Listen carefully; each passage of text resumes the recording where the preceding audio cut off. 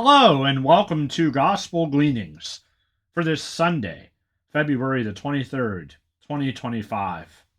My brothers and sisters, on this seventh Sunday in Ordinary Time, we hear from the Gospel of Luke, chapter 6, verses 27 through 38. Jesus said to his disciples, "To you who hear I say, love your enemies, do good to those who hate you, bless those who curse you. Pray for those who mistreat you. To the person who strikes you on one cheek, offer the other one as well. And from the person who takes your cloak, do not withhold even your tunic. Give to everyone who asks of you. And from the one who takes what is yours, do not demand it back. Do to others as you would have them do to you. For if you love those who love you, what credit is that to you? Even sinners love those who love them. And if you do good to those who do good to you, what credit is that to you? Even sinners do the same. If you lend money to those from whom you expect repayment, what credit is that to you? Even sinners lend to sinners and get back the same amount. But rather, love your enemies and do good to them, and lend expecting nothing back. Then your reward will be great, and you will be children of the Most High, for he himself is kind to the ungrateful and the wicked. Be merciful, just as your Father is merciful. Stop judging, and you will not be judged.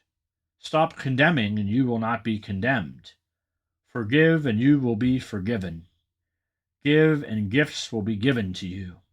A good measure, packed together, shaken down, and overflowing, will be poured into your lap. For the measure with which you measure will in return be measured out to you." My brothers and sisters, do we heed the advice and the call that our gospel gives us this week? Do we truly love those who are unlovable, that are difficult, that hate us, that mistreat us? When we think of this command of the gospel in terms of our worldly ideology, it can sound a little foolish.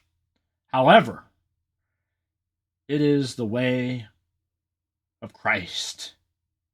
We think about Jesus Christ and his passion and in his suffering. He did not respond in hate.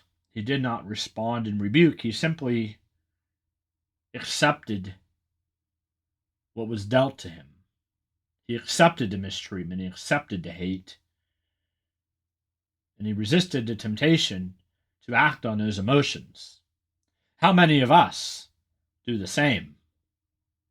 I think if we were honest with ourselves, sometimes we give in to that temptation to react back, perhaps to mirror someone's poor treatment or behavior of us. And when we do that, we fail to observe the command of love as it is proclaimed to us in the gospel. Love, at its root, my brothers and sisters, is willing someone else's good for their good. And when we love someone who is difficult, we are providing a testimony of love to them in a time they need it most. Love is most difficult when it is challenging. That is exactly the recipe for growth and for expansion of love. We think about any virtue, my brothers and sisters, not just love, but it expands when it is tested. Just like our physical bodies, when we care for our physical bodies, they grow not by indulgence, but by stretching them, by taking them beyond their comfort zone, by constantly moving them beyond what is comfortable. Think about exercise. It's not normally comfortable when we're trying to tone ourselves or build ourselves and increase our stamina. And my brothers and sisters, love is also like that. To love greater, we can't just love those that are easy to love. We must go and seek, as Jesus has done, those that are unlovable. We also should be people of mercy. Often in our world today, it is fashionable and sometimes sadly encouraged to be unmerciful. However, we must remember that if we expect our Lord to be merciful with us, we must be merciful to one another. The mercy that we receive at our judgment will be exactly the same mercy that we extend to others. So our gospel, I don't think, is necessarily saying disregard the wrong, right? Disregard what is wrong in the world and not speak up for what is wrong. Rather, it calls us to a greater personal standard.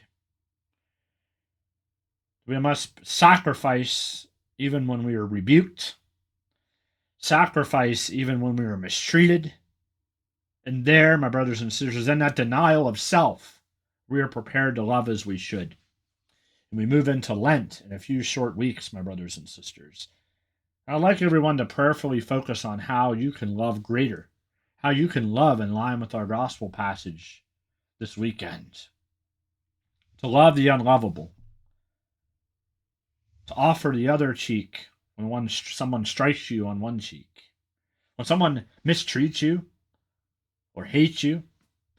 The power is in the response.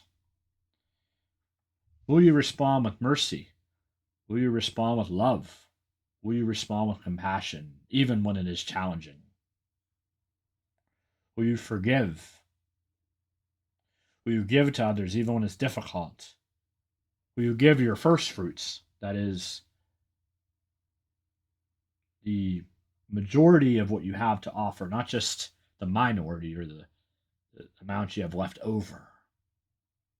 May we be people of mercy, people of love, in imitation of the author of love, Jesus Christ our Lord.